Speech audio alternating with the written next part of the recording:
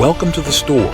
Don't forget to subscribe, and support me. In a world where the very forces of nature held dominion over life, humanity lived in constant fear, their spirits crushed under the weight of elemental rule. The elemental creatures, fire, water, earth, and air, embodied the raw power of nature, and their dominion was absolute.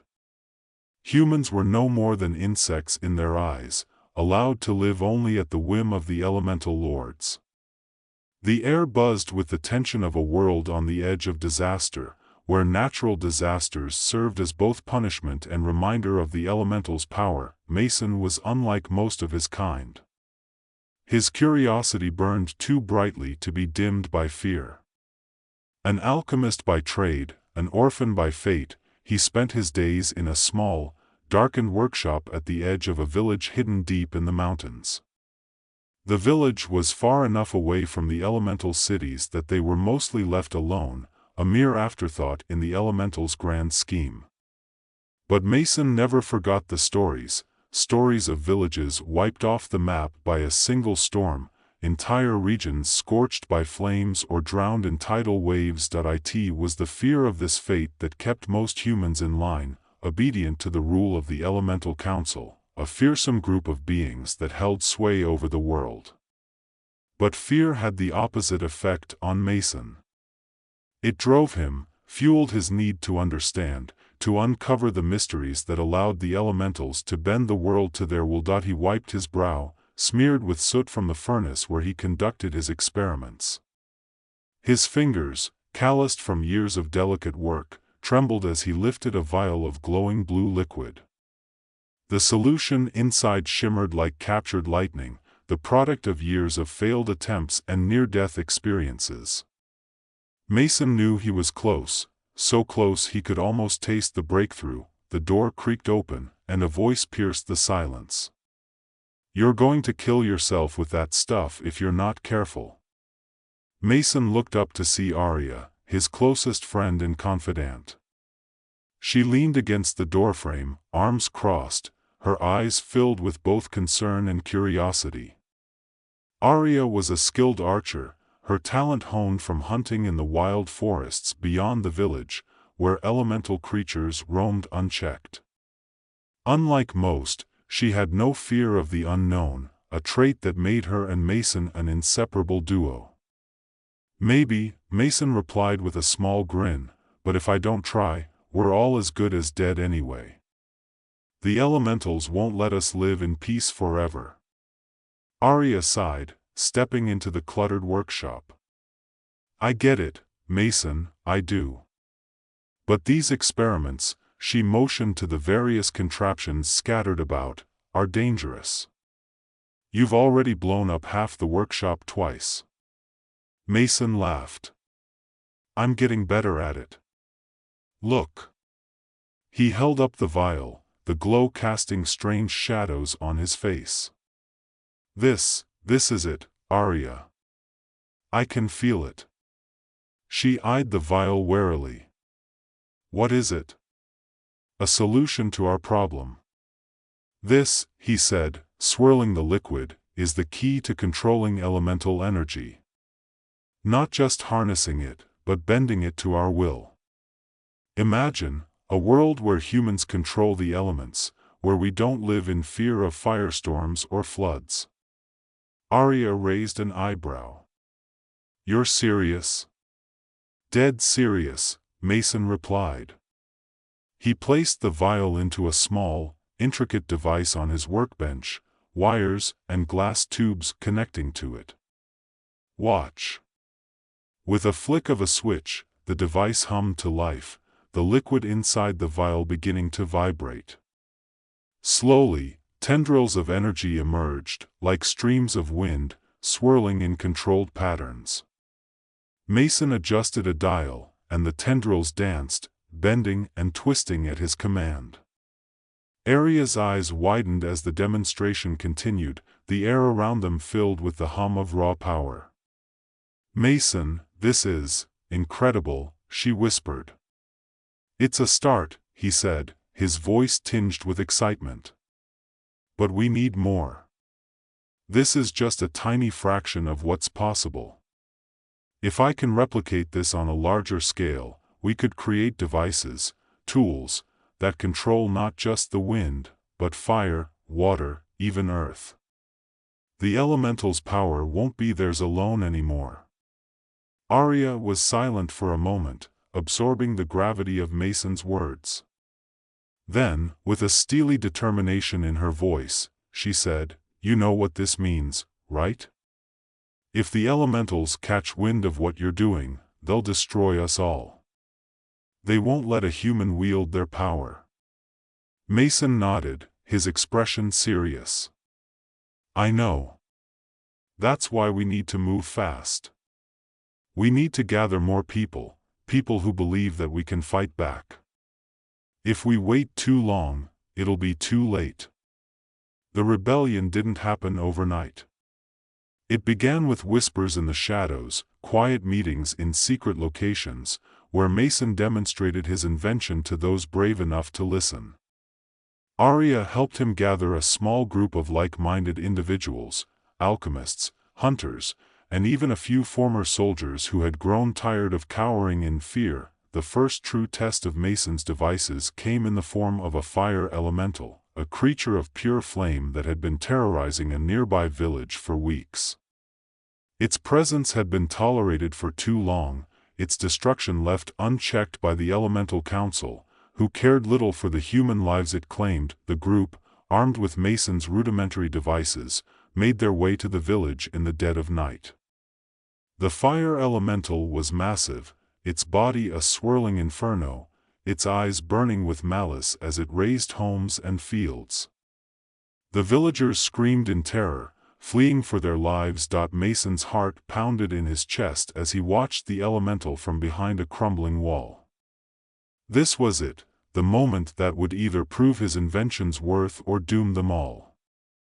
He glanced at Arya, who gave him a nod of encouragement.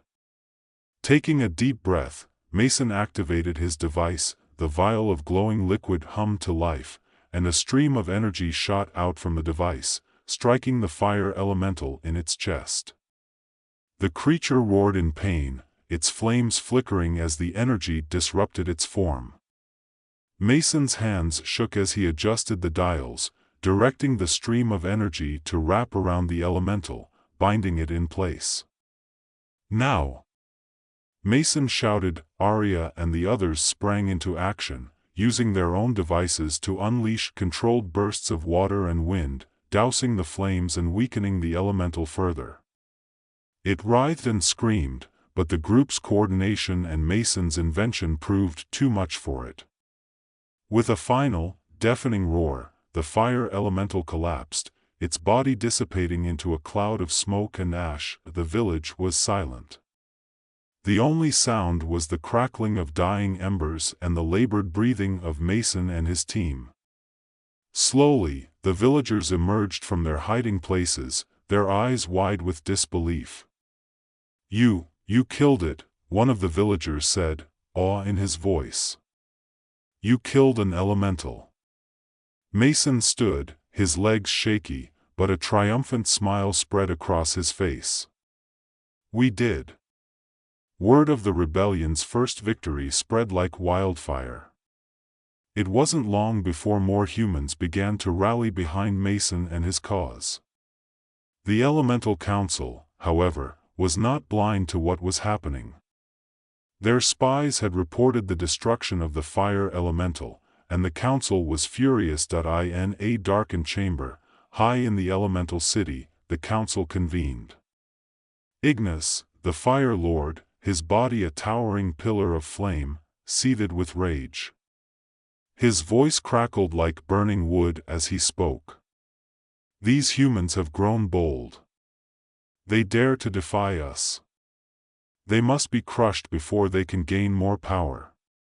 Mira, the Water Empress, her form shifting like a storm-tossed sea, nodded in agreement. "They've discovered something new. This alchemist, Mason, has found a way to control our power. If he is not stopped, more will follow." Zephyrus, the Wind King, his voice a whisper on the breeze, added, "We cannot allow this to continue. Send Gormith. He will remind them of their place." Mason had known it was only a matter of time before the elementals retaliated, but he hadn't expected them to send something as powerful as Gormith. The earth elemental was a living mountain, towering over the landscape as it approached the human settlement. Its every step sent tremors through the ground, and its fists were capable of leveling entire villages with a single blow. Gormith's body was made of rock and stone, its eyes glowing with an ancient, terrible power. Mason and his group had prepared as best they could, but when Gormith arrived, it became clear that they were outmatched. The elemental's sheer size and strength made their devices seem like toys in comparison. They fought valiantly, but their weapons could barely scratch Gormith's stone hide. One by one, the resistance fighters fell, their bodies crushed beneath the elemental's weight. Mason, bloodied and bruised, stood in the ruins of the settlement, watching in horror as Gormith laid waste to everything they had built. His heart ached with the weight of their defeat. Was this it? Was this how their rebellion ended? Mason staggered back, feeling the weight of their defeat press down on his shoulders. The ground trembled beneath him as Gormith's massive form lumbered forward, crushing everything in its path. Mason's mind raced, trying to find a solution, any solution, to stop the earth elemental's rampage. His eyes darted to the devices scattered across the battlefield, most of them broken or malfunctioning. They hadn't been prepared for something this powerful. Arya's voice cut through the chaos. "Mason! We have to retreat." She was bruised, dirt smeared across her face, her bow clutched tightly in her hand. There was a tremor in her voice that Mason had never heard before, fear. The same fear that had kept humanity under the elemental's rule for centuries. But Mason refused to give in to it. Not now. Not after everything they had accomplished. "We can't just leave," Mason shouted over the roar of Gormith's destruction. "If we run now, everything we've built is gone." Arya grabbed his arm, pulling him back just as a chunk of earth flew past them, smashing into the remains of a nearby building. "We're not ready for this fight. We need more time." Time. Mason knew she was right. Gormith was too powerful, and their technology was still in its infancy. If they stayed, they'd all be killed. But the thought of abandoning their people, of giving up after they had come so far, tore at his heart. Gormith let out a low rumble, its glowing eyes locking onto Mason and Arya. It lifted one massive fist, preparing to strike them both down. In that instant, Mason made a decision. He grabbed Arya's arm and ran, dragging her behind him as they bolted through the rubble. The ground shook violently as Gormith's fist slammed into the earth where they had just stood. They sprinted through the ruins, dodging falling debris and navigating the chaos as Gormith continued its rampage. Mason's mind raced with thoughts of how to fight back, how to survive. But as they reached the edge of the settlement, the cold truth settled in: there was no stopping Gormith. Not now. Not like this. The survivors had gathered at the outskirts, wide-eyed and terrified. Families clung to each other, children cried, and the wounded were tended to by those who still had the strength to move. Arya immediately sprang into action, helping the others organize the retreat. But Mason stood frozen, staring back at the settlement as it crumbled under Gormith's assault. His vision blurred with tears of frustration and helplessness.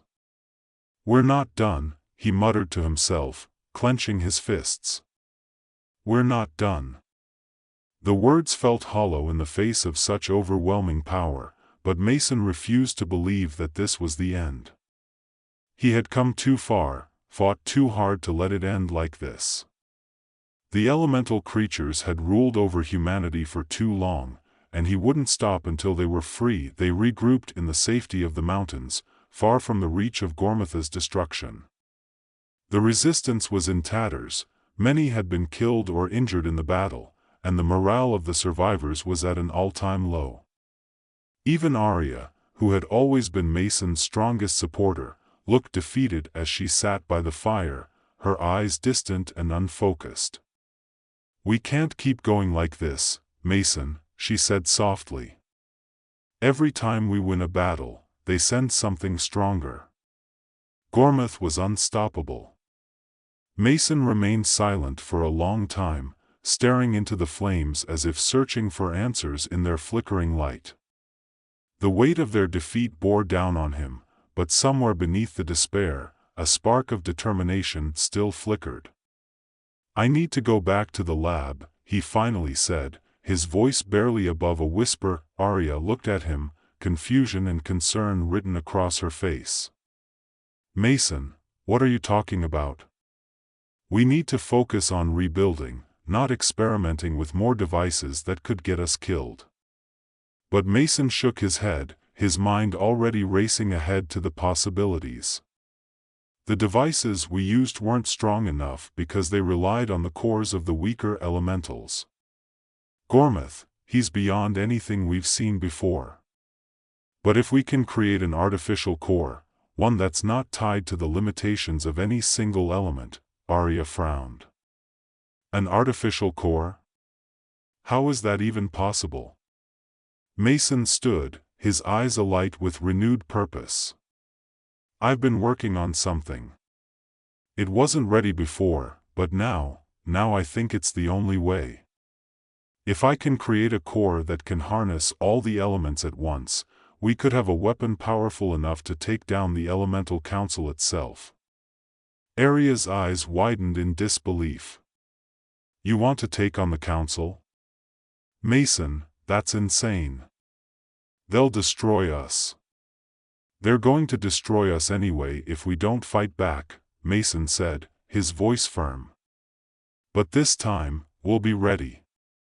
Over the next few days, Mason worked tirelessly in his makeshift lab, pushing his mind and body to the limits. He barely ate, barely slept, his hands constantly moving as he tinkered with devices, scribbled formulas, and tested theories. Arya tried to convince him to rest, but he wouldn't listen. He knew the clock was ticking, and the elementals wouldn't wait long before launching another attack. Finally, after days of relentless work, Mason stood over his workbench, staring at the glowing object in his hands. It was small, about the size of a fist, but the energy it radiated was immense. This was it, the artificial core. It pulsed with a soft, multicolored glow, the combined power of fire, water, earth, and air contained within a single, crystalline structure. Mason smiled, a tired but triumphant grin spreading across his face. "It's done." He wasted no time. Mason called a meeting of the remaining resistance members, presenting the artificial core as their new weapon. There were doubts, of course, there always were. But when he demonstrated its power, manipulating fire, water, earth, and air with ease, the room was filled with gasps of awe and hope. For the first time since Gormotha's attack, they felt like they had a chance. Their plan was bold, bordering on reckless. Mason knew they would only get one shot at this. The Elemental Council was too powerful to face head-on, but with the artificial core, they had a weapon that could disrupt their control over the elements. If they could destroy the heart of elements, the source of the Council's power, the elemental creatures would lose their grip on the world. They launched their attack at dawn. The Elemental City, a towering fortress of pure elemental energy, loomed before them. It was a place few humans had ever seen, let alone entered. But today, that would change. Mason led the charge, the artificial core humming in his hand as they breached the outer defenses. The elementals fought back with ferocity, summoning storms of fire and ice to repel the invaders. But Mason's core was stronger. He wielded it like a conductor commanding an orchestra, redirecting the elemental forces back at their creators. The resistance surged forward, cutting through the elemental defenses with precision and determination. As they reached the inner sanctum, the elemental council stood waiting. Ignis, Mira, Zephyrus, and Gormith, who had returned to defend his masters, glared down at the humans, their elemental forms towering over them. "You dare challenge us?" Ignis roared, his flames licking the air with fury. "You are nothing but insects beneath our feet." Mason stepped forward, holding the artificial core aloft. "We're not insects. And we're not afraid of you anymore." The battle that followed was unlike anything Mason had ever experienced. The elementals unleashed their full power, raining destruction down upon the humans. But Mason and his allies fought back with equal force, using the artificial core to counter the elementals' attacks. The ground shook, the air crackled with energy, and the very fabric of reality seemed to bend under the weight of the battle. But even with the core's power, the elementals were relentless. Gormith, in particular, seemed unstoppable, his massive form shrugging off attack after attack. Mason knew that the only way to win was to destroy the heart of elements. But reaching it would require a sacrifice. As the battle raged on, Mason made his way toward the heart, a massive crystalline structure that pulsed with the power of the elements. He could feel the energy radiating from it, a force so immense it was almost overwhelming. He knew what he had to do. Arya, seeing him approach the heart, ran after him. "Mason, wait. What are you doing?" "I have to end this," Mason said, his voice calm despite the chaos around them. "The heart is the source of their power. If I can destroy it, but you'll die."